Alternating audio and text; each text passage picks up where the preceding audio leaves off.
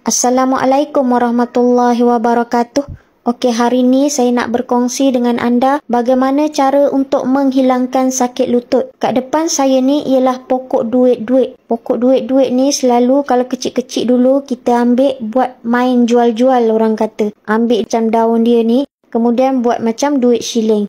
Selain tu juga selalulah gigit-gigit sebab dia ada rasa masam-masam sikit. Ada juga khasiat-khasiat lain yang terdapat pada pokok duit-duit ni. Tapi hari ni saya nak berkongsi macam mana cara nak hilangkan sakit lutut. Contoh kalau mak ayah kita yang dah tua, gel dekat dalam lutut dah kering. Jadi lutut mereka akan terasa sakit sangat bila mereka berjalan jauh. Okey, cara-cara untuk merawat sakit lutut menggunakan daun duit-duit ialah dengan mengambil daun duit-duit ni, ambillah dalam satu mangkuk, kemudian hancurkan sehingga lumat dan tampalkan pada lutut sekeliling bagi penuh dan balut dengan plastik dahulu. Selepas balut dengan plastik, barulah ikat dengan kain. Buat sebelum tidur.